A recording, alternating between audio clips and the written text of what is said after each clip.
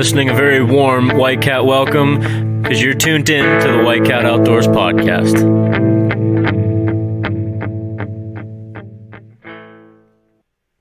What's going on, guys? Another episode, another week. Thanks for sticking with us for this long. You got White sitting here recording. Tommy's sitting over there. Hey, everybody. And Nick's over there. Hey, what's going on? And this week's episode is the host hot seat for our buddy Luke. Glad to be here, guys. There he is. Thanks for coming on, buddy. It's been a while since we've had you. I know. I've been out on the water recently while you guys have been recording, so got a lot to talk about. That's good shit. All right, yeah. I guess I'll throw it over to Nick. He's got some things he wants to talk about a little bit before we get way into it. Housekeeping. Yeah, I think that's what he calls it. Yeah, I Start like us to call it off. housekeeping. So, like you said, yeah, I got something pretty cool to announce. Lone Wolf Custom Gear. We're all big fans of their products for hunting. Their main purpose is like mobile setups and, getting mobile while you're archery hunting, and I guess you could do it while you're rifle hunting. Yeah. But just recently they've launched their pocket arm, which is for recording your own hunts. You could use it for self-filming, or if you've got a cameraman, they could use it too. But this thing is insane. So let me just run down here and give you the specs on this thing. It weighs 1.6 pounds, which if you're into filming, that's extremely lightweight when it comes to the camera arm. And that's the entire thing, including the strap, the hub that mounts to the tree. So it's like a one-piece connection or one-part connection. You don't have to carry a bunch of different things. It's not like this huge boat anchor that you're trying to lug over your shoulder. And even better, this thing, the reason they call it the pocket arm, it fits right in your pocket. Get out of town. Yeah. I might have to use my old one as a boat anchor now that you're talking about this one. Yeah. It's folds down to the compact size of 12 by 6 by 1. Fits right into a side pocket, on your cargo pants while you're hunting or whatever. It's insane. It does hold up to, I think they said, it's not on their specs sheet, but I think they said it holds up to 4.5 pounds on the tip of it, which is... Should handle just about any camera. Yeah, but there's a video of the guys that designed it putting 20 pounds on the tip of it, and it's still got full range of motion, no flex or nothing. It's pretty insane. So yeah, it's, like I said, it's got your standard 29-inch reach like any other camera would. It's got 3-axis points, so I mean it's legit, and it's for sale right now at lonewolfcustomgear.com. We got one ordered. Yeah, we got one on order because we're gonna be filming some hunts this year, so I suggest everybody else get out there and do it as well. Can't wait to try it out. Yeah, so that's available. Get after it. You want to know what else is available, Nick? Could you tell us, please? What is it? Our new YouTube video. Really? What's it about? I got together with some buddies, Anthony Nicoletta and Bailey Maloney. Bailey runs a little page called Chromatics, and Anthony runs a page called A_N_fishing. Nice. Actually, I'll throw their links right in the description of the video, so Perfect, it'll be easy but- for them to find. They're from Erie, Pennsylvania area, just like us, and they hit the streams probably even harder than I do, and steelhead fish and trout fish all over the state and even into Ohio and New York also. But we got together with them and fished some local streams and caught some big steelhead. So if you want to didn't catch any fish. watch the video, it says different. I don't know. But- We'll have to check it out. I gave a few tips in there and showed you how I rigged up my setup, and we got some good film of us. I also, just completely side note, it is April 9th? Something Yep. like that. April 9th, and I'm looking out the window, and it is snowing right now. It was snowing this morning. snowing a I was lot. like, when I woke up, I was like, what is going on right now? Like, it's been like 50, 60 degrees every day for the last couple weeks, and I was now we got this crap. I was planning on fishing tomorrow, and I figured all of my fishing and snow gear was over, but doesn't look like it yet. Yeah, I don't think so. Looks like you're going to be bundling up tomorrow. Yeah. So, what did you plan on going after tomorrow? I was just actually got my boat out of winter storage, my little 14-footer, and Now you're describing it as if you've got more than one boat. Is that, yeah. We should all know that. well, your boats. you should always have more than one. You should always have more than two, actually, I should say. Really? 'cause- well, the way Just I coming see from it, a boat addict's yeah, perspective. yeah, it's it's kind of like an AA meeting, but a BA meeting, and it's pretty badass, actually. See what I did there? Oh, there you It's just a go. bunch of guys with a bunch of boats. But anyways, I like to have different boats for different waters. Like for small lakes and stuff, I got a little 14-foot boat. And I also like to do kayak fishing, so I got my Eagle Talon kayak, and I got my big water boat. It's a 20-foot Tierra, and me and my grandpa are working on a 16-footer right now. So yeah, we You never want to have to start swapping poles and tackle out of your boats. no, you just and that's why I got 600 rods and reels at home too, because I don't want to have to change anything out. If I want to change a lure, then Grab a new rod. Just grab a new rod, yeah, and I'm ready to go. No wasting time. Exactly. That's perfect. But yeah, as Tom was asking, I was gonna take my little boat out and try and catch some perch tomorrow. You and I went out the other day. We had a little bit of luck. It was a little slow. Yeah, but we caught. started off a little bit started off better good. than it finished. But that was I went out the following day that me and you went out and went into some deeper water and ended up finding quite a few fish. I actually caught a white perch that right now with the corona thing, everything's shut down, and I really didn't care too much to submit it, but I caught a white perch that was probably better than half a pound over the current recorded state record. So that was pretty cool. But he's down there swimming for someone else to catch and turn it in if they really want it. Since you know where he is, you can just go back and get him again. Oh yeah, I mean he'll be in the same spot. They don't really move. Exactly. It's like us, they have houses. So Would you mind giving the listeners out there a little bit of insight on how you approach the early season perch fishing, like this time of year? People are just getting the boats out. How do you attack early getting perch? season is quite a bit different than summer fishing for the perch in any of the Great Lakes, really. In the summer times, just like most other fish, they're going to work their way out into the deep water, and being that 50 to 70 foot of water, I mean, that's what it is in Lake Erie and Schooled Up, and you're dropping. From my understanding, they follow like the water temperature. They prefer a specific temp, and they keep moving out. Yeah, so I mean, right now the water's pretty cold, ice off. They're spawning right now. They're in the shallow water. They're in the bays. They're in the channels, and they're pretty finicky right now. A lot of guys, actually me included, right now I still use ice fishing tackle when I'm fishing for the perch. I don't use my big crappie rigs yet. They're pretty finicky, and they don't want to see a big hunk of lead out there and a bunch of wire and everything. So in the summer months, crappie rigs are fine. You can drop it down there and catch them all day long. But right now, sometimes I'll even prefer just 2 split shots and a single hook with a minnow. Drop it all the way down. And that's what we were catching most of our fish on the other day, was that split shot and a hook. We did have a couple crappie rigs down, just kind of dead sticking, just to put more bait down there to keep them close if they do come moving through. But most of our fish, yeah, like Frank said, were caught just on the single hook with a single minnow. But so I do want to, like I said, Frank said this is the host hot seat. So this is an episode it's all about Luke here. We're going to dive into a bunch of different things, get some more stories out of him, some more tips. But I do want to start with obviously we all know that fishing is definitely what gets you outside. What started this whole addiction in fishing for you? Now, a lot of people, like, when they go hunting, they'll be addicted to either archery hunting, or even you guys. I mean, you're all around and like hunting for turkey and archery and rifle and a little bit of everything. But that's kind of how I am with fishing. There's not really one thing that's really struck me that this is why I like fishing. I mean, I enjoy fishing from the banks. I enjoy taking my boat out. I love stream fishing. I love fishing on my kayak. But if I had to back it up to like first memories, we got a big, I think it's a quarter or half acre pond in our backyard, and I used to go back there after school, and I'd get off the bus and run down the driveway into the barn and have a little container of dirt in the fridge with some worms that I dug up, and Tom actually made a worm bed back when we were younger. I remember that. That was a long time ago. He used to crush up some night crawlers in that baby. Oh yeah, Yeah, he used to that crush thing up used to some churn 'em out. eggshells and What size do they prefer, like a king bed or a queen, or King. You gotta it treat was them right. it was a California Tempur-Pedic or king. water? Tempur-Pedic. Oh, nice. Yeah, it was a really nice worm bed.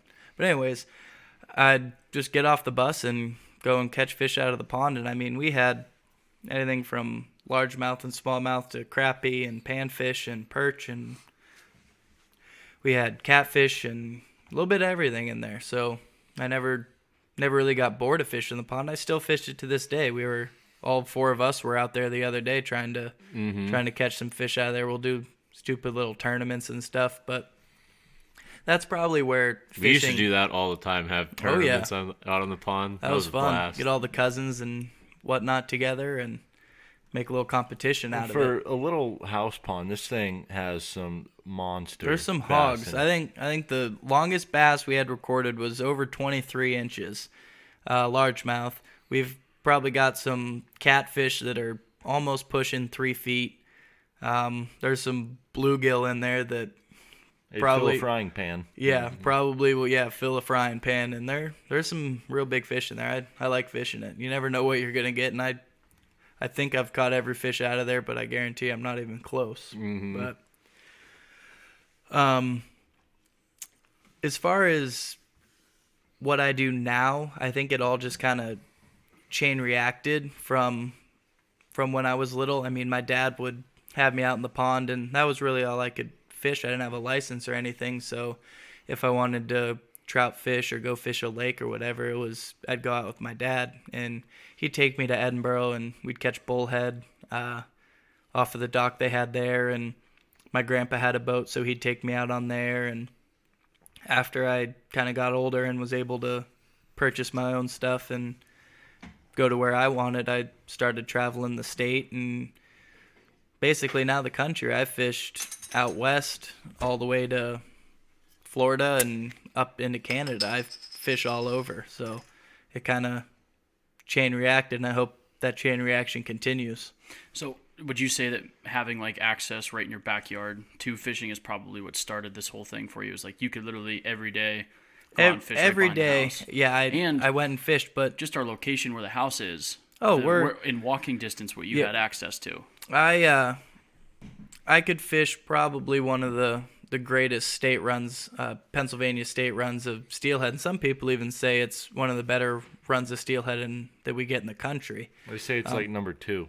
Yeah, I mean, behind there's some river up in Alaska, but I mean, for kind of tough to compete with the Alaskan salmon run. Yeah. for numbers of fish, I mean, we got them. We don't always have size. I mean, I've caught some brutes over the years, but for the number of fish that we get cruising through those streams, and I could walk before I could have a car or anything. I used to ride my bike down or walk down to the creek and catch steelhead, and it was awesome.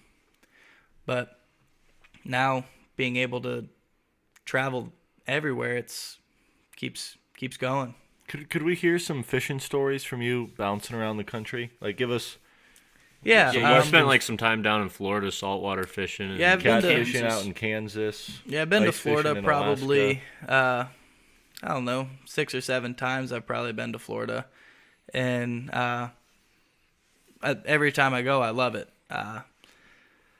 We'll start with the saltwater. I fished, I think, Florida, and we went on a family vacation. Was it South Carolina? Myrtle Beach. Myrtle Beach, yeah. Is that South Carolina? Yes, it is. Yeah, Don't ask Tom. He's only for shapes. yeah. Geology. But so we'll start there. That was I think that was my first taste of saltwater fishing. I was maybe It tastes like salt. it was pretty salty. Yeah. I think before that, actually, it was still in South Carolina, but it was actually like Charleston. We did that trip catching dogfish. That was we stingray. did a little That like was Charleston, South Carolina. It was still South Carolina. Charleston. We did a little environmental tour. This guy took us out it was like an all-day trip, like a 14-hour trip, and we went and fished open water, like surf fishing, and he took us out on a boat. We went to this little stream. We caught a lot of dogfish. Nick actually caught a stingray on the trip. Captain wasn't happy about that. No, he you could tell that he didn't like touching stingrays. But we got some dogfish and some spotted sea trout, and there was Some whiting. yeah, there's some pretty cool stuff. But I was pretty young. I still obviously really enjoyed it, but that memory's not super locked in. I think some of my memories were more jogged by pictures that I saw from the trip.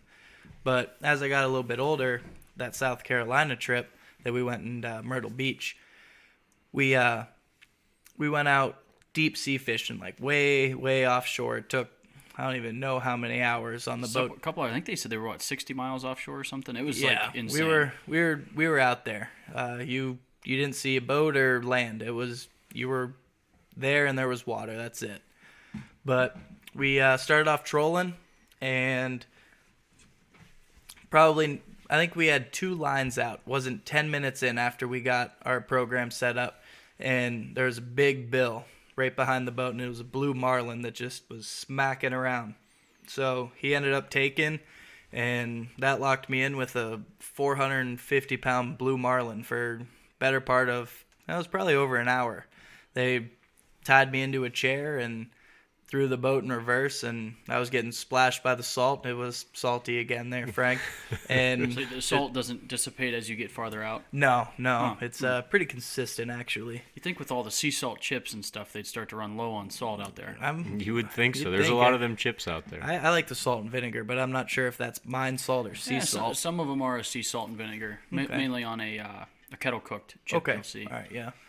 But anyways, so that was unlike anything. Still to this day, that was probably one of the coolest fish I've ever hooked into. Just seeing the sheer size from fishing freshwater. The biggest fish I think I ever held was probably no more than 15 pounds, going to 450. That's just Bit of a change. insane. The power behind them is unmatchable. Yeah, and so I remember my mom actually videotaped the whole thing. But basically, to consider it a catch when you're out there deep sea fishing for something of that size, you're not bringing that on the boat with everybody. Well, what we were trying to do is, technically, I still to this day I'm mostly catch and release, but we were trying to still revive this fish, and we didn't want to kill it, and we could have if we wanted to, taken it on board and gaffed it and brought it in through. They had a back door and ate it, but sport fishing like that, mostly for billfish and everything, people like to see the catch and release, and And that's a pretty sizable marlin too. I mean, you're yeah. not, As Nick was saying, they got it's called a sea witch, and I actually still have the sea witch, but it's probably, I don't know, 10 or 15 foot from your leader, and you grab the sea witch, and the marlin's swimming right beside the boat with you. I mean, you can reach down and touch it pretty much, and you just grab the sea witch, and when it goes to take off on you, you pull the sea witch, and it snaps your line, and that's the end of that. Swims off to be caught another day. yeah, and that being that it's in the salt water, those leaders rot pretty quick. Oh yeah, and they they're rot gone. right out, and that fish doesn't even skip a beat. And after that, So that's what they consider, like, you landed the fish when you landed the fish. If you can grab your sea witch. Yep. Yeah, so he's got that on display. And actually, you got a plaque. I from actually the got 2 plaques. South Carolina, game commission down there. They sent Yeah. out plaques for sailfish caught. Yeah, and I got 2 plaques. I caught that blue marlin, and I caught a black marlin too, white marlin. I'm sorry. So Yeah. blacks Can get pretty big, yeah. But I caught a white marlin, and Nick actually, he caught a white marlin too. But it was kind of a funny story. When I reeled in the blue marlin, he saw I got strapped into a chair and had the harness on and everything, and was just kind of basically wenching this fish in as they chased it down in reverse.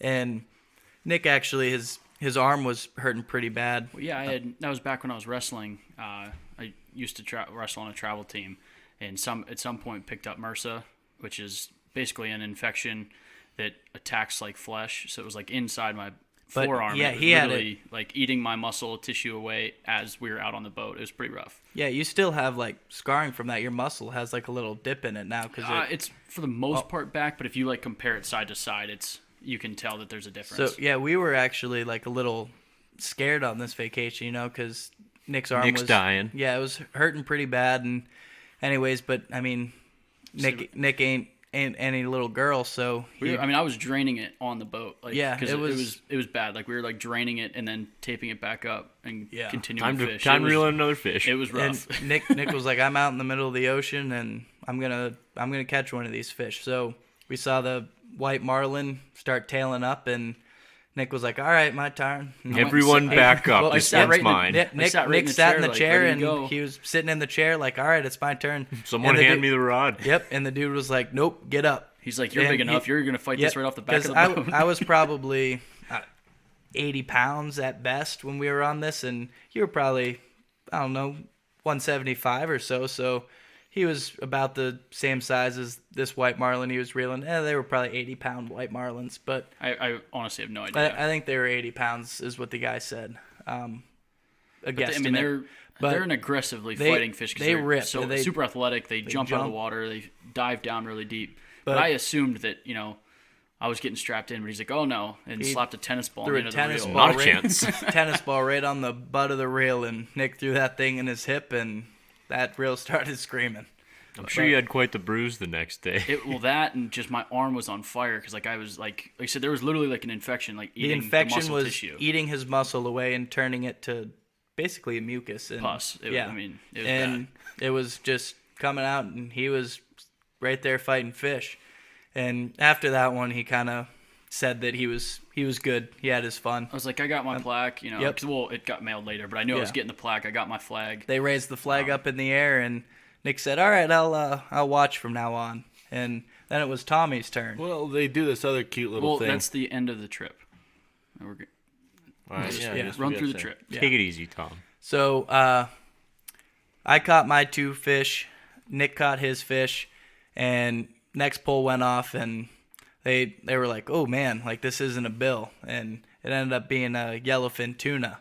And Tommy got chaired up for that one because Notice how everybody got chaired for everything except my. I tennis balled my white. Oh, did you? Yep. All right. Yep. I mean, the guy was standing there holding the rod with me, but I was. That was one thing I was surprised. I had no experience on a deep sea fishing trip. That rod was not strapped to me. Nope. It was literally just given to you. You better with a tennis hold ball, on, or it's going to cost you a lot of money. Well, that's why we paid a couple $1,000 for that trip if we dropped it.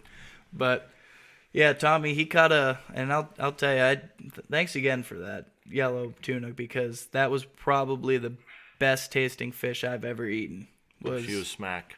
I can't eat tuna out of a can. It makes me gag, and I don't know why, but those fresh tuna steaks were real good. My dad ended up catching another yellowfin. I caught a dolphin that trip. Mahi. Yeah. Also a delicious fish. Not one of the porpoises. Yeah, not a bottlenose. I hooked into a shark for a little bit, but we weren't using steel leaders, so it snapped off. But that was probably my first big deep sea fishing trip. Which break down, that trip was over. Their tradition for your first sailfish that they go through off the dock when you get back. Luke's signaling he doesn't remember, so I will go through what that is. He was pretty, like you said, he was pretty young. Do I have to jump in the water?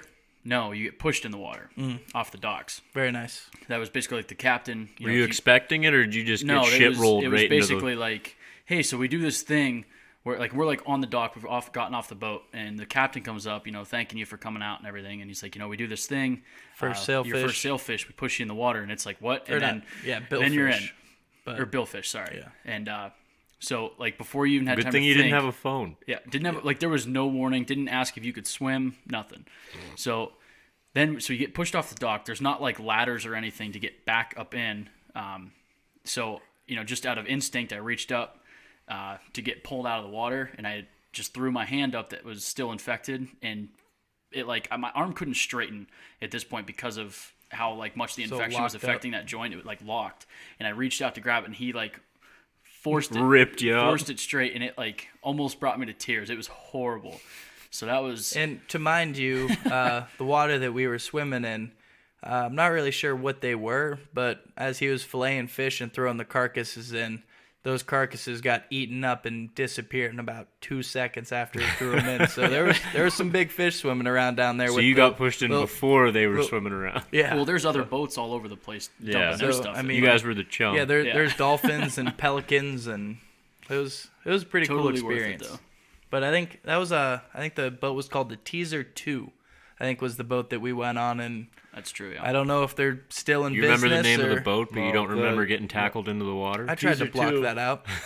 Teaser 2 was Amberjack. Yeah, that's the one we cut all the amberjacks on. And Tommy Cat was the last one we did. That was for... I don't remember what fish. Tommy Cat was the name of the boat, or are you talking about Tom? No, Tommy Cat was Tommy Cat. That was that big diesel boat we did down in Florida last time. That could get confusing. That was the one we took all of our fish to the Conch Republic. We had to stay in on the reef. Oh yeah. That was a pretty cool little trip we did there too. Yeah, we happened to. That's how we knew that it was the right boat. When your boat is called Tommy Cat and you're fishing with Tommy Cat, Yeah, It's- know and you're you gonna it's catch just- fish. Yeah. we were fishing off the reef, and there was a Yeah. restaurant up there that you could bring all the fish you caught in, and then they cook all of it for you for like $8. Yeah. Like $8 That's a a plate. deal. Oh, it was insane. He We even came told out. him, like, he came out with take like it. 2 platters, and we were like, "Holy cow! Like that's a lot of food." And then they came out with 2 more, and a 5th one. So we had a couple tables sitting around us that were getting ready to order. You want and to we get were down like- on this? Yeah, pretty much. We said Like if the whole platter. we're like, if you don't want to order and you like fish, help yourself, because If you're eating at we a got restaurant plenty. in Florida, you probably like fish. Yeah. Let's be honest. And I mean, they did everything from frying it to blackening and What's even a they little bit- asked you, how do you want it prepared? My dad's like, just make each platter a different way. Like, yeah. whatever you guys let the can chef do. decide. Yeah, bake, fried, pan fried, everything. Seared some of it was delicious. Make it into some po' boys.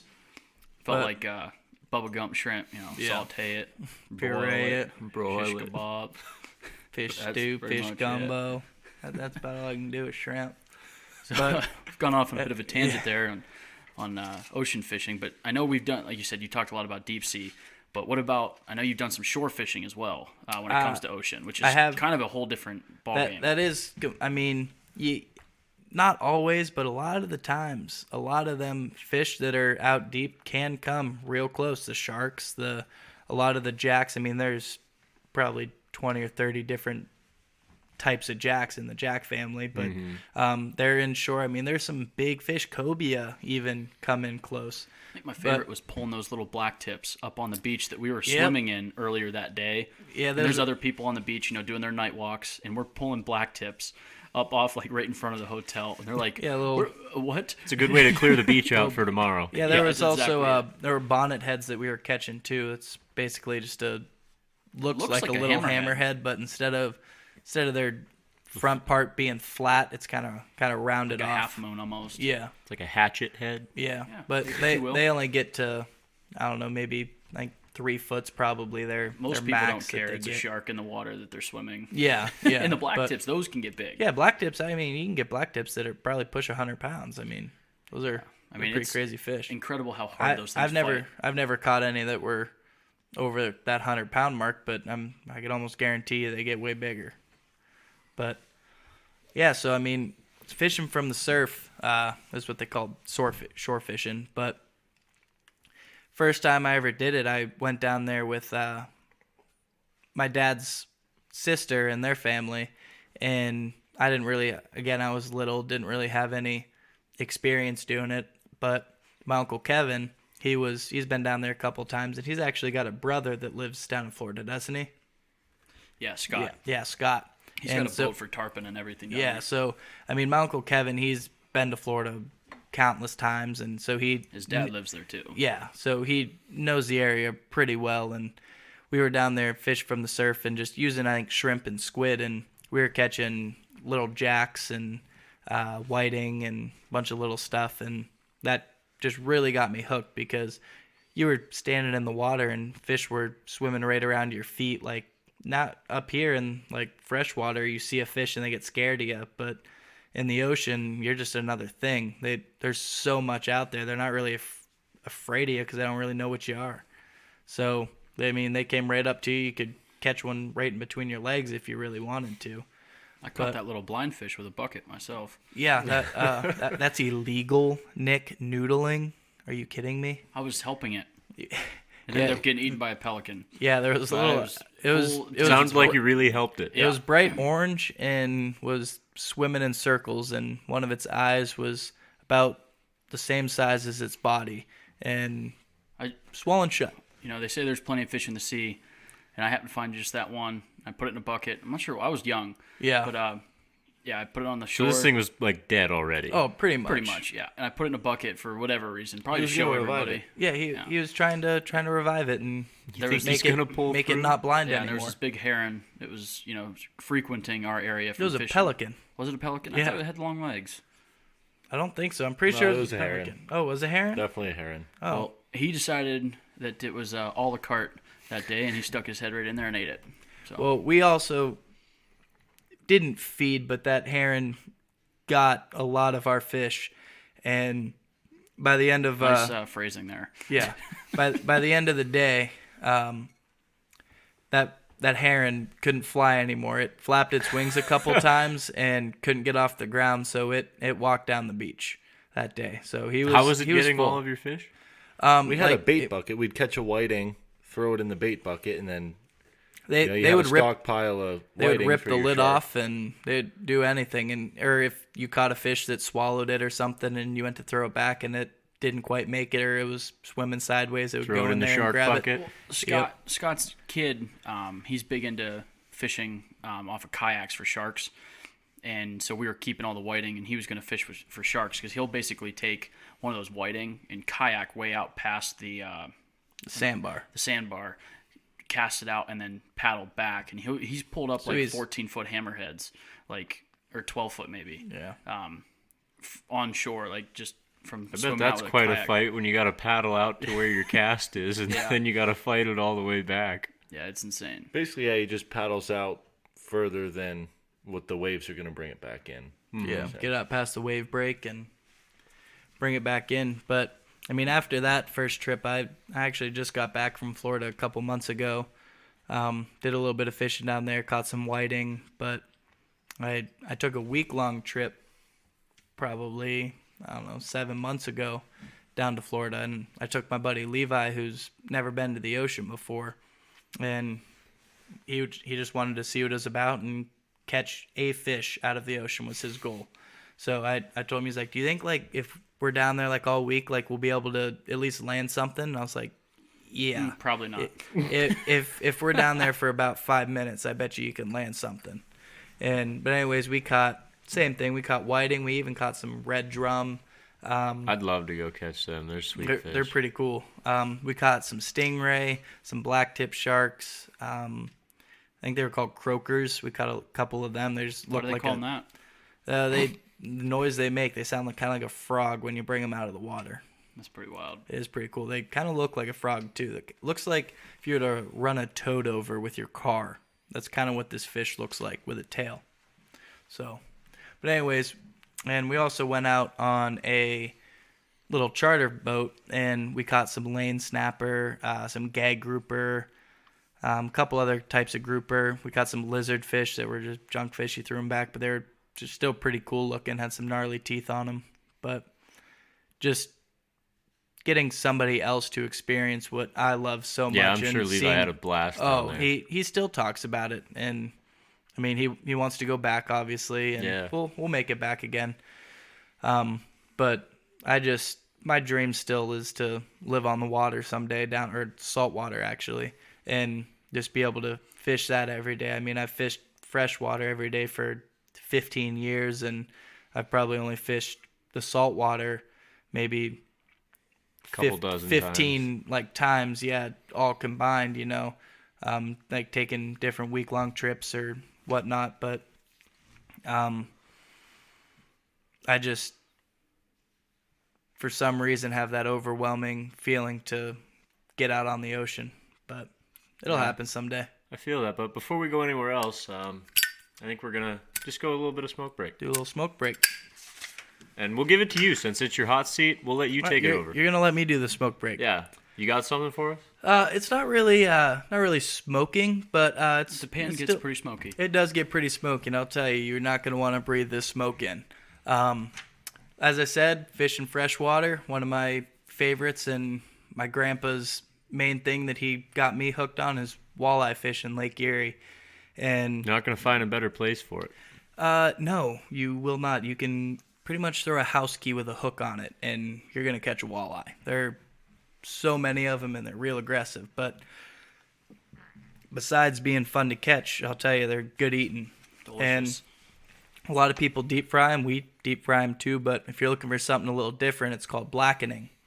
And what you're going to want to do for blackening is you're going to cut them up just like you would for filleting them, for deep frying. And you're going to get a bowl of butter. And you're going to get a cast iron pan. And That's important. It does have to be cast. cast iron. a bowl of butter, your fish, and you're going to want some Cajun. And my favorite Cajun seasoning to use is called Straight Outta Pontchartrain, and it's a Hunt Chef Cajun, and they actually call it their Blackening Seasoning 2.0. And I picked it up at the Great American Outdoor Show in Harrisburg, but you can pick it up online at huntchef.com. And anyways, what you're going to want to do with it is take your walleye and lay it in the butter to get it completely coated. And you're going to take the Cajun and put a thin layer of it on one side of it. Like set it out on a paper plate or something and just coat one side of the buttered up walleye with Cajun. Is this a pretty healthy portion of Cajun? It's not. You don't want to. You don't want to put too much, but you do want enough to cover that side. Okay. Yeah. And what you're gonna want to do, make sure your pan's pretty hot. I mean, you don't want it to obviously burn it, but it is blackening because it does get a little bit charred. But you obviously don't want to put it on there, burn the outside to a crisp, and have the middle raw. So you're gonna have to play around with the heat until you get it right. But what you're going to do is take the Cajun side and actually put the Cajun side down on the pan. Now, it's going to smoke quite a bit, and that smoke you're not going to want to breathe in because it's like pepper spray, and it'll leave it tickling your throat for about a week. So be careful not to breathe that in. And once it's on the pan, you're going to take the same Cajun and cover the upside now of it. Once it's cooked halfway through, you're going to flip it over so that side's down. And when she's done, you're going to take it off and eat it up, and boy, I'll tell you, they're good. It's not long, like less than 30 seconds per side. Oh, they're pretty. Yeah, it's pretty quick cooking. But like I said, I use that Hunt Chef. But if you don't like a real spicy Cajun, you can use whatever you want on it. Just your favorite Cajun to your liking, and they turn out good. I love it. And then we like to squeeze just a little bit of lemon. Yeah, on it once it's that done. does make it pretty good there. Some people dip them in ketchup. I was never really a big fan of that, but if you're a ketchup guy, go for it. All the power to you. Thanks for that smoke breakdown, Luke. Yeah, no problem.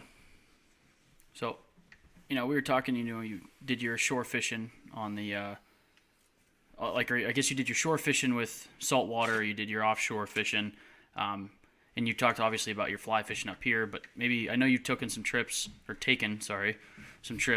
You're a genius, Nick. Inland, if you will, in like South Dakota or Kansas or something.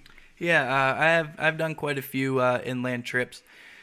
Mainly, the only fish that I've, even out west or down south, really the only inland trips that I've done, I was catfishing.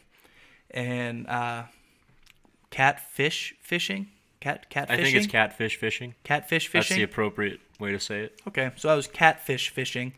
And I went out to Kansas, actually, and Nick, Tom, and White were actually, or no. No, I wasn't on that weren't trip. there, but Nick and Tom, my dad, my grandpa, were actually in Kansas at the same time, and they were doing a turkey hunt. And I figured, well, I mean, the whole family's going down there. I might as well be with them. So I took my rod and went, and nothing like catching some Kansas catfish, and went out to some lakes that I found. I've never been to Kansas, didn't know the layout. I didn't do any research on the area, had no intel whatsoever, where to go, what to use, how to catch them. So it was kind of I feel like catfish are pretty universal around the country for the rig you catch them on. Basically, for the most part. It's a big hook down on the bottom, and make sure whatever you're using stinks. Just absolutely ungaffle, and they're gonna bite. So that's what I did. I went to this bait store, and they had heron that was in a glass mason jar that looked like it was in. It was a homemade bait, wasn't it? Yeah, homemade bait. It was in a glass mason jar, and it had some yellow liquid. They were sealed mason jars with wax on them, and you could smell these things. And that's how you know it's good. Well, I'm pretty sure they gave you a pair of rubber gloves. That's what I was saying. How I knew it was good is that each one was sold with a pair of rubber gloves. So that's how I knew that this bait was gonna stink and it was gonna catch fish.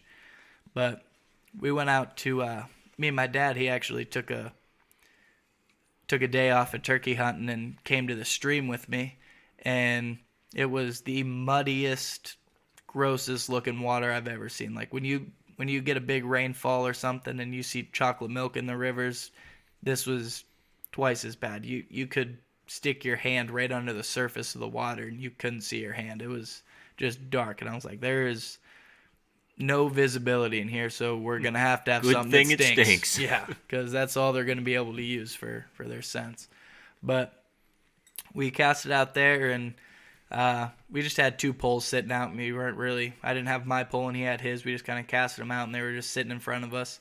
And pole closest to my dad started going off, and he wanted me to grab it, and I was like, no, that's your pole, grab it. So he picked it up, and it ended up being a big old sheephead. So Nice. I've never caught a sheephead out of a river, but it was still kind of cool. That was another first time doing something. But we fished that spot for a little while and figured that it was too dark and just wasn't the right spot. So I did the old Google Maps trick and found a big inland lake that wasn't too far. So we took our stinky heron and went to the lake, and probably not even 2 minutes in, started catching cats. And right off the bat, they were, I don't know, maybe 18 inches, kind of small fish. But we were just catching and releasing, throwing them back. Like I said before, that's my main thing is catch and release. But started hammering them off the dock, and then they started getting a little bit bigger, and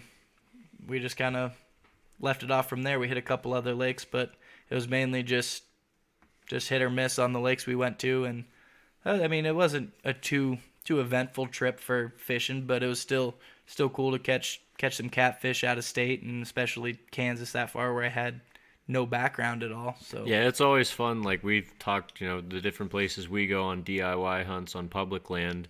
It's always fun to just go do something new, see something new, and it's always a new challenge when you're in a new place. You gotta use your knowledge that you gained other places and use it to this new layout. But I mean, sometimes like that, I've never seen some stuff like that. So you're just kind of picking and pulling from your arsenal, and sooner or later you'll get something that works. Mm-hmm. So what would you say is your like highlight or like your best fishing accomplishment or memory to date when it comes to like your like freshwater, saltwater, all of it? What's at the top of the chart? We'll go freshwater. My biggest freshwater fish is this the one you would say is like your most successful or the most proud of? Regardless of size, is it like, I guess, the one that you're the most proud of? I would say, yeah. I mean, I really do enjoy looking at pictures of that fish and just feeling back, like going back on memories and remembering holding that fish and getting the healthy release on it. So I'd say yeah, but I mean, it wasn't my most worked for fish. It wasn't. Okay, yeah, that's fair. I'll tell my most worked for fish after this, but it was, you guys have seen it a couple times and heard us talk about it. It was that 52-inch muskie. I mean, a lot of people fish years for it and don't ever get one over 50. And I mean, there's guides out there that crush them like that almost weekly, but for me, I only fished for muskie for 2 years, and 2 years and in, you're on your own. You don't have have a guide. I didn't have a guide. No, I didn't have any I've been intel. muskie fishing a lot longer than you have, and I still haven't caught a 50. Yeah, so I mean, it was quite the feat, and I still love looking back at pictures of holding that thing. And where exactly did you catch this fish? Lat long, please. Right out of the water. Nick. Oh, perfect. Yep, and I caught it right on the end of my rod. It was perfect. Yeah, so anybody that's interested, yep, make just sure you're in the water. Go to the water, and you're gonna catch it right on the end of your rod. So just make sure you're keeping an eye on that, because that's where it's gonna be. That's where the action's at. Yep. But no, I will tell you, I was Central PA. That's fair. So, but my most worked for fish. So, if I had to guess, I'd say I've caught upwards of 500 walleye in my life. Like me personally, reeling in, grabbing, holding, I've probably caught over 500 walleye. And I've only been doing it. I mean, like I said, I've done it since I was little, but it wasn't like a everyday thing. I got to go out on a couple trips with my grandpa over the years, but recently I've been taking my boat out a lot and even fishing from shore. And actually that's what probably my most work for was my first shore walleye. I've caught tons of walleye out in 70 foot of water, 60 foot, all the way into 20 foot of water, jigging for them. But until last year, I'd never caught a walleye standing on shore. So one of my buddies that I work with, Levi, you've heard me mention him before, he's done it multiple times. He catches limits from the shore. And I was like, Levi, like, where do you go? What do you do? Like, you got to let me in on That's some a of secret, this. my friend. And exactly, but we worked out a little barter.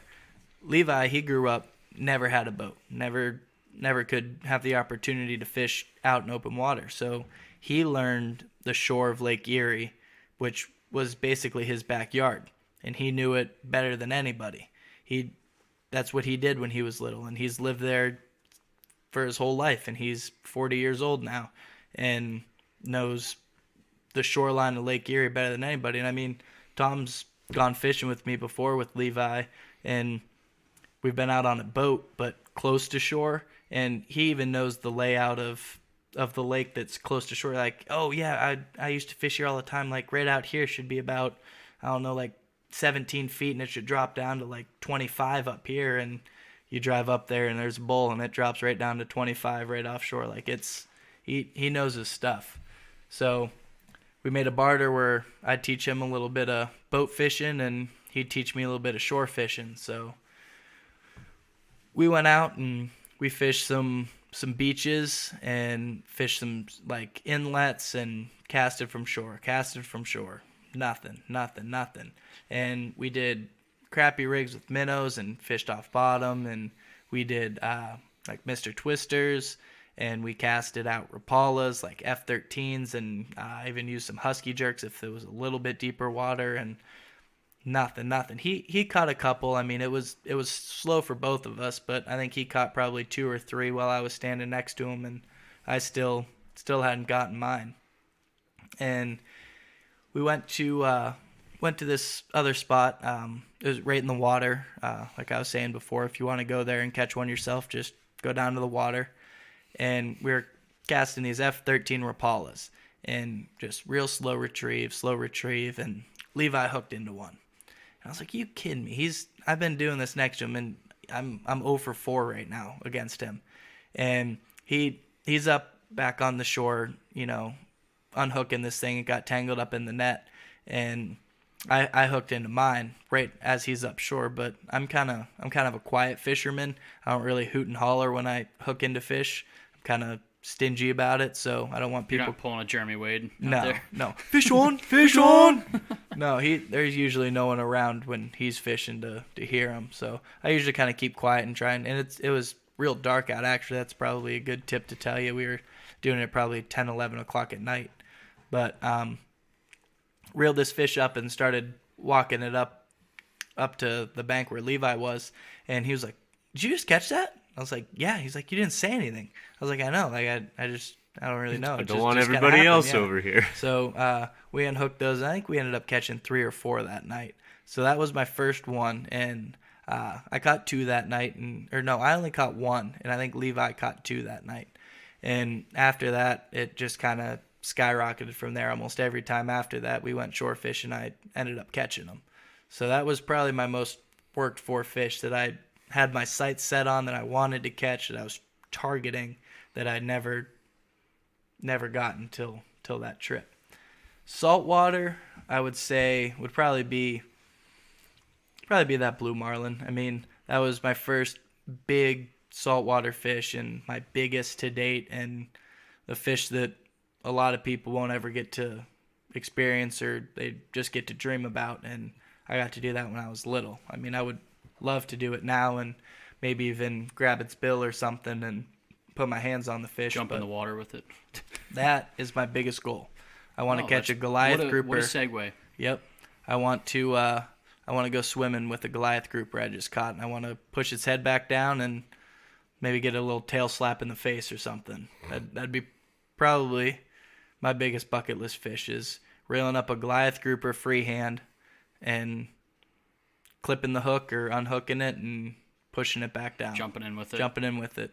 With a fish that could inhale me if it wanted to. Yeah. I know another one of your bucket list fish, because you and I share the same one, and the fly rod tarpon. Yes, that would That would be insane. That sounds wild. To catch a tarpon Yeah, on a fly It's rod. a lot of fun. You guys should really try it. Yeah, because okay, you've Tom. done it. You're an idiot. I'm just kidding, Tom. That would be absolutely insane. When I go to do it, it's going to be standing next to Frank. I'll tell you, it's going to be awesome. I mean, we got to save up some money. I think there's a tarpon classic or something in Florida. I think it's like a $10,000 buy-in or something. I think me and Frank are thinking about entering it next year. So I think actually, this starts our GoFundMe Yep. account right now. Right now, we need Send $20,000 Luke to the Tarpon Classic. $20,000 for me and Frank to go out. I want to say the prize is over $1 million for Biggest donation, we split the pot with you. It's gonna be great. 80-20. Yeah, that's the split. Well, yeah, we weren't gonna talk about the split exactly. We're gonna split it. We won't say the numbers, but So yeah, generosity is key here. It's for a good cause. we know money's tight right now. Nobody's working right now, but we could really use it. It's going for a good cause. It is. Very fun cause. Yeah, very fun for us. Not for you. Well, you guys can make a video. We'll make a and then video that they you guys view can it. And watch. it's like we just shoot it in POV, and that's Yep. like they're right there with you. Yep, and we can even do a live feed on YouTube where you can donate again on the live feed. Of course, Yeah, for bait costs money bait and everything. Yeah, so we, in a boat. doesn't pay for its. Yeah, that would also. I've seen people do it on a kayak. Yeah, Yeah, well, me and that Frank would were be- just gonna do it from shore. We think we got a You start pretty good, small. pretty good chance there. But You let me know how that goes. Yep. I'll get the whole GoFundMe going. I have a feling there's gonna be a lot of big supporters for this. a lot of them out there. We could even run like a bronze, silver, gold kind of platinum yeah. thing where we put it on the Do a side of the split. boat. Yep. Like if you Biggest pledge donator over gets the- $500, maybe we'll get you a little brass plaque. Yeah. Maybe 1,000 silver. Get a silver, and if you go $2,000, we'll get you on that gold plaque. Yeah, maybe even put your picture on the boat. We'll work something out. I'll think about it. Maybe just Even give you a shout out on the podcast. How cool would that be? That's platinum.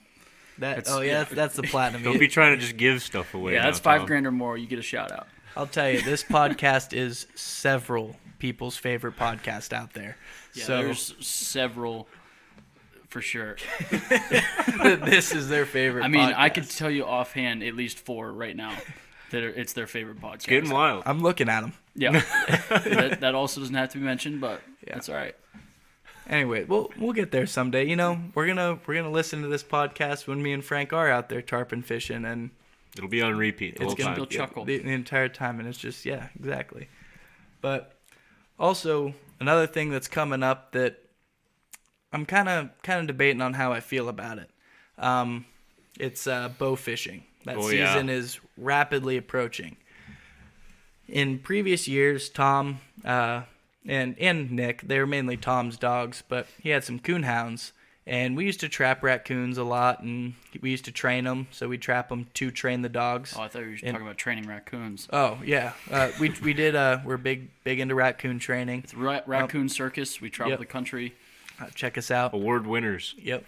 But anyways, we used to use the carp, so we'd go bow fishing for them, and it was a lot of fun. It was real challenging and big carp. I mean, you had a reel on your bow, so it was kind of like reeling them in on a fishing pole, but you'd shoot them, and so it was kind of difficult. But anyways, I had a blast doing it, and I even modified my boat to have a big shooting deck on the front of it, so we go in real shallow water. We had lights and could get two, 3 guys up on the platform, and each had a bow and shoot some carp. But now we're not really as big into training, so we don't really have the use for the carp anymore. So it's kind of I think I'm gonna miss it a little bit, but I know some people, you still can use the carp as fertilizer or other things, but You're telling me they're not good to eat? no. My Listen to an smoke old- break that I had, where I said cook them on a piece of pine and throw out the carp and eat the piece of pine. Still holds true. Still holds true. Yeah, carp are no good. Can I say one thing real quick? Yeah. A couple of weeks ago, we got because we're talking about bow fishing for carp.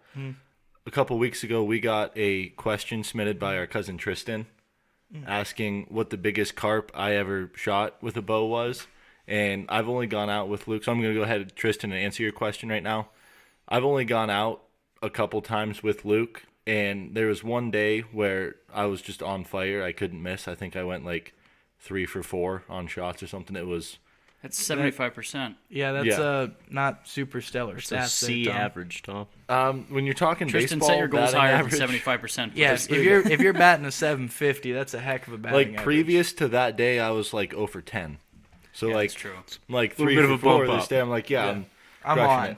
But the biggest one I ever got, Tristan, was, I mean, it wasn't huge. It was under 30 inches, It probably. was probably 7-8 pounds. Yeah, 7 or 8 pounds. But I mean, we've seen some. My biggest absolute one's monsters. probably over 30 pounds. I was gonna say I've killed 25, 30 pounders. Yeah, that one.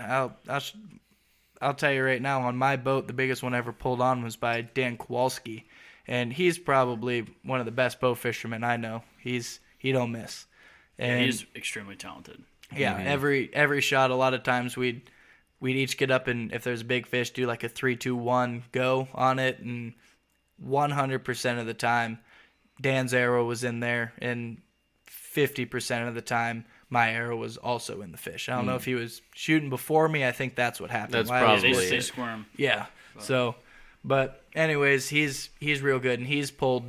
We didn't weigh it, but we'll post a picture on our Instagram of this carp, and it's massive. I didn't even know that they got that big, but yeah. So I'm kind of split right now on Well, I mean, there's other I don't uses. wanna Like go- you Yeah, said, I'm for sure we'll find a fertilizer. use for it. fertilizer. Yeah, but I don't want to go out there and just Yeah, you don't want to waste shoot have a to- bucket yeah. full of them and You have have no to have a use remorse. for 'em. Yeah, you know. But we could use them for fertilizer for food plots and stuff. Yep, we're That's doing actually food a plots, way, grind really 'em nice up. way to tie the two in. Yep, you can buy a blender or something at a yard sale for a couple bucks, and Mom's got one in the kitchen.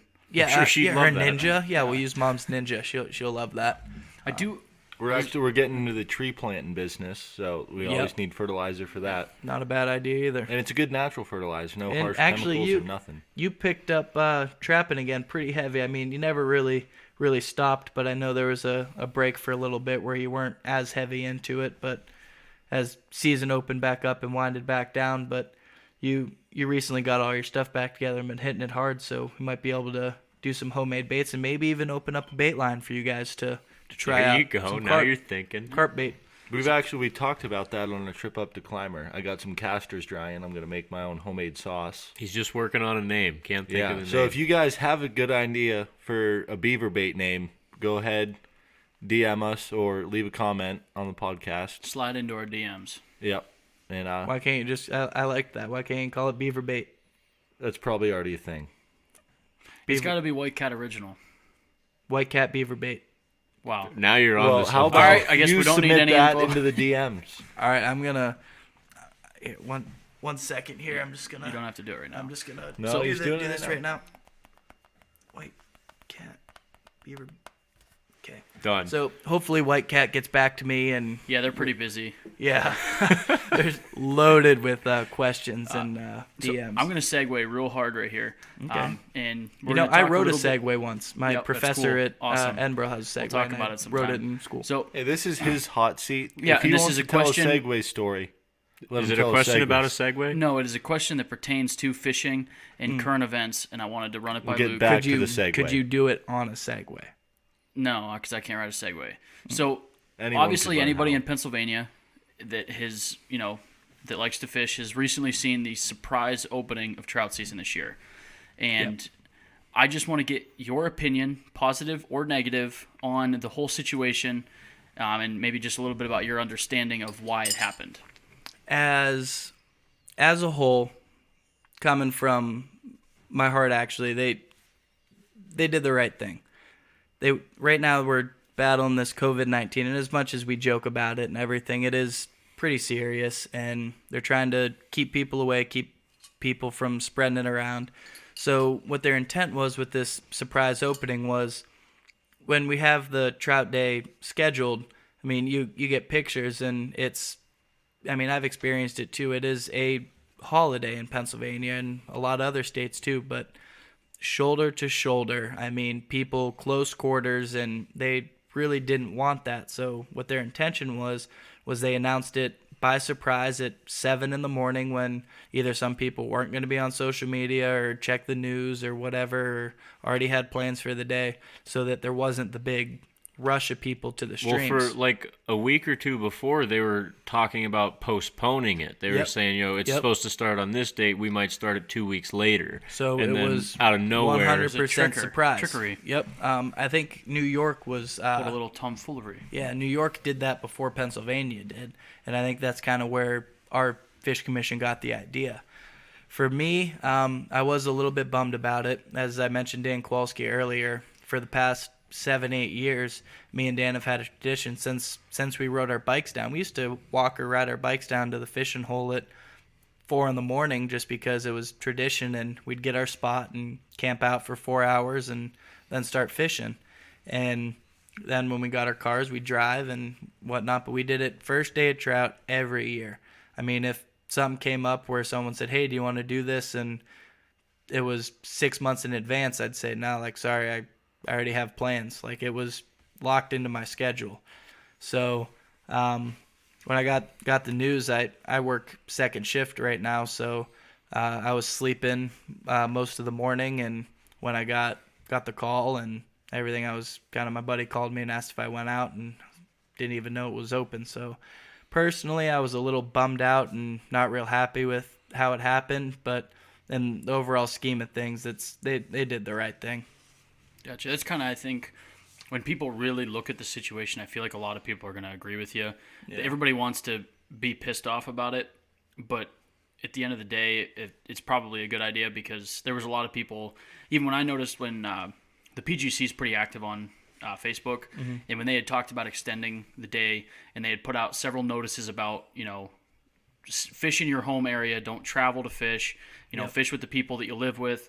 Yep. There was a lot of people saying, screw that, I'm doing what I want, like just Yep. openly doing it. And the PGC responded to it and did what they did. So I think people kind of almost asked for it indirectly. Yeah, the negligence of people. I mean, the only way we're going to be able to get back to normally hunting and fishing and getting out with people, and even shopping is a chore nowadays. I was just at Lowe's the other day. I had to pick up contact tips, and I had to really, it felt like I was being watched, and it was just a uncomfortable process. I mean, there's windows in front of everybody, and nobody touches you or looks at you or even gets close to you. There's no interaction anymore, and it's kind of, I mean, I get why. I mean, I'm doing the same thing, trying to do my part to contain this, but it's just an uncomfortable atmosphere. But as soon as people start going along with it and realizing that this is what we got to do to get through this, then, I mean, it's the big dogs that are making the calls. We're not making the calls right now, so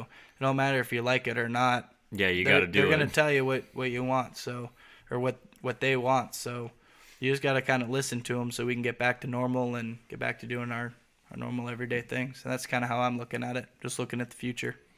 Yeah, no, I mean, I never go out on the first day just because even before the whole COVID thing, I'm not big on the whole crowds and especially fishing on top of people. Competition fishing, yeah, combat fishing like that isn't. Yeah, that's not really for super me. fun. So it didn't break my heart that they sprung it on people, but I see, a lot of people Where were people complaining. can get mad and Yeah, because like you said, for a lot of people, that day is a tradition and a holiday. Oh, people carve out weekends it's like bear camp. People go up for fishing and. Yeah, so it didn't really affect me too much, but I see where people come from But in I also, some aspects, but I also agree with you that they did the right thing. They were just trying to separate people. and those fish are still there. I mean, they didn't get hit as hard, which I think ain't a bad thing. Maybe some more will make it back out into the lake and be able to grow to adulthood. But I mean, you didn't get out on first day, so what? Go out the next weekend or next day. Yeah, it's not like they closed trout season early. That you're available. So just keep your distance, and they're going to be spread out. We got some rain with this snow. It might make them act a little weird, which might give them a little more of a fighting chance to survive. Because that first day, they take a beating. They get slaughtered.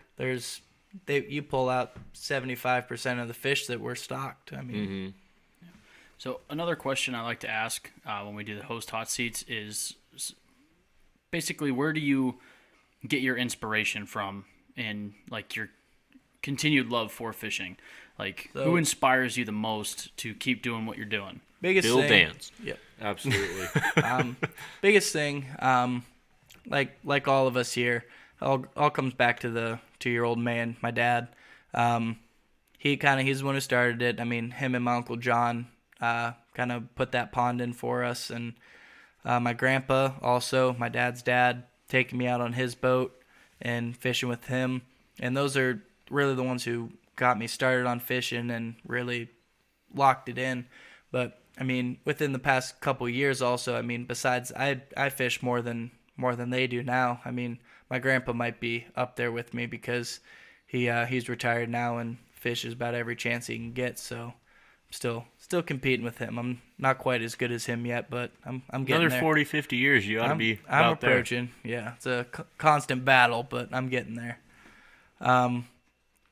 But actually, Josh Jorgensen, he has the number one fishing page, saltwater fishing page on YouTube, Blacktip H Fishing, and I watch him all the time. That's kind of where my love for saltwater started, and he is just so knowledgeable, so engaging with his viewers, and funny and skillful, and just he's awesome. And We'll put a link to his page. I'm sure. Yeah. I mean, anybody that's into fishing probably already knows of him. But you've heard of Blacktip for somebody H that and- isn't, or seen his videos. we'll slip that into the description as well. If you've seen the video, it was a strongman. He had the world's strongest men, world champ arm wrestler, and everything. They were battling Goliath grouper. It was the number one streamed video on YouTube for 2 or 3 weeks in a row. Like, you think of YouTube and what it has to offer. A fishing video was the number one trending video, and that, I mean, that's a huge accomplishment to Josh, and just Yeah, for sure. even fishing in general.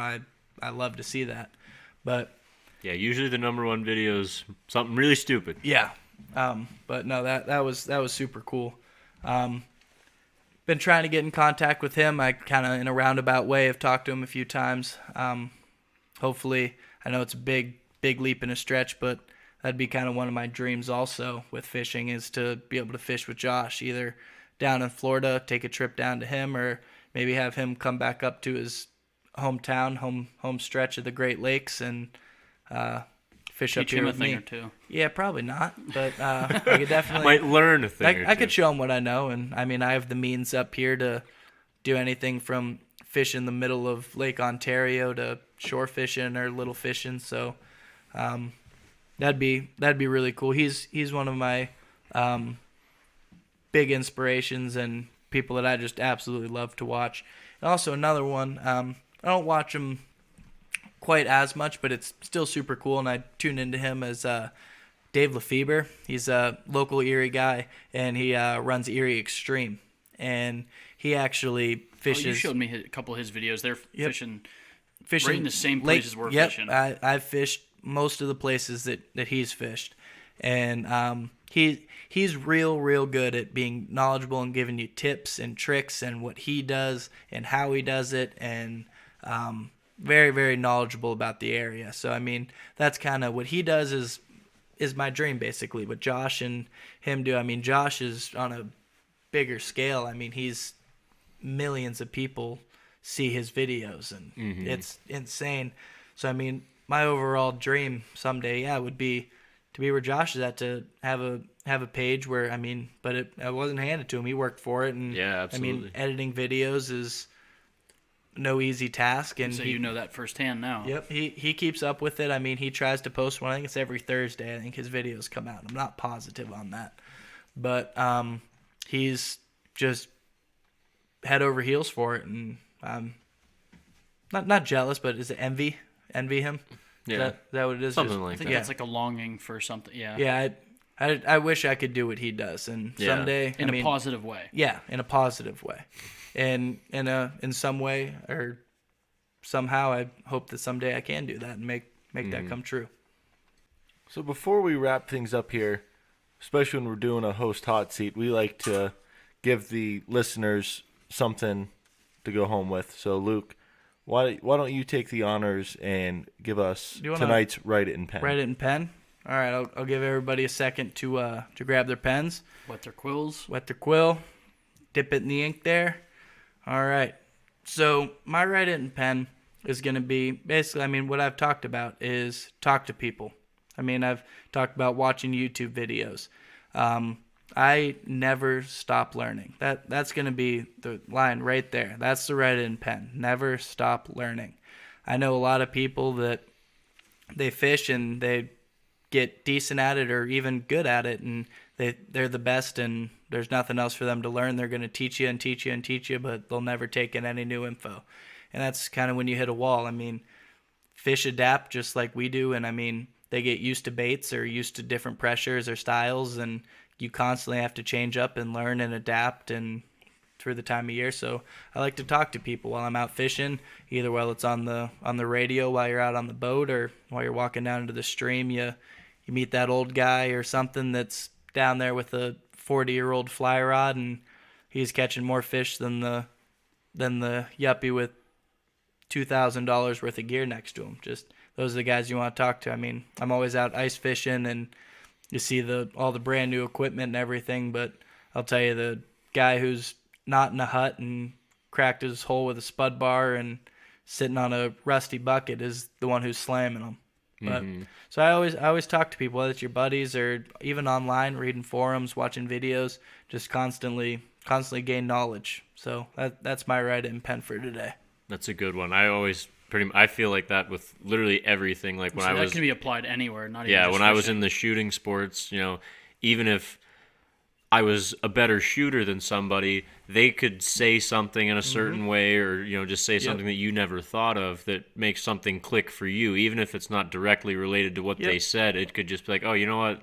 That makes me think about this, and now I'm going to do this. Yep. And, it might not lead to success, and maybe it will. Yeah, that's why I said, like, I just always got to talk to people and could learn something. And also, I mean, I get it. Fishing, you can be a little stingy about it. Sometimes you don't want to show people exactly what you're using or where you're going or stuff. But I mean, sometimes, yeah, like I was saying earlier, I don't spot burn. I'm not telling. And some of the telling on older my guys, fa- they stopped caring a little bit about that, and you might get one Yep. if you're polite to them and you talk to them for a little while. Yep. Some of them will spill the beans on that hot spot that nobody's at anymore, and maybe they're too old to get to or something. So there's little tips But are also always out there. and that's what makes it fun when you know about that little spotter. You can't spill all your beans. You're gonna talk to people and no one's gonna tell you everything. But like I said, you pick somebody for 45 minutes or something, and you get one or two things from them, and you get one or two things from 100 different people, and you just got a whole hell of a lot smarter, knowledgeable about that specific thing. So that's kind of what led to my success in fishing, and I had the knowledge of the state and the water and the fish in general and the equipment, and I also think my grandpa helps me a lot with the equipment. You get hand-me-downs from your older brothers with clothes and whatnot, and I get hand-me-down fishing equipment from my grandpa, and it's usually pretty pristine. So Saves a little bit of money. Fishing Yeah. stuff's usually not very cheap. no. So I'm pretty real thankful for that. So a little thing that's started here recently with the host hot seat is the host hot seat, or the guy that we're highlighting has usually been the one that closes us out.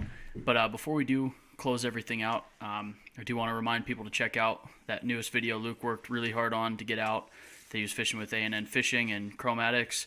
Also, check out the spices on huntchef.com. And if you're looking to film your hunts and stuff, make sure you're going on to Lone Wolf Custom Gear and getting that stuff ordered. I also would like to mention we're going to start branching off on the YouTube. We're going to do maybe some customer reviews and maybe some tutorial videos and stuff. Like I said, I just got the camera. I've made 2 videos, and even myself, I'm not 100% happy with them, but I wanted to get you guys something to watch and critique listen us to. too, to And try and yeah, learn I mean, something. and even when I post it there, and now, all right, it's sitting on YouTube, and I watch it. Okay, well, maybe what did Josh do different that I'm not doing or something? So I'm constantly learning. So I mean, don't lose faith in us. Just keep watching and probably help us grow and grow with us, because I think we're working hard as hell, and we're gonna get good, and We're going to keep going. you're No gonna stop. Yeah, you're gonna want to be there when we hit that top of the mountain. So Go ahead, Luke. Like Close Nick us out. said, I get to close us out of here. So I just want to say thanks again for listening, and wanted to remind everybody to get outside.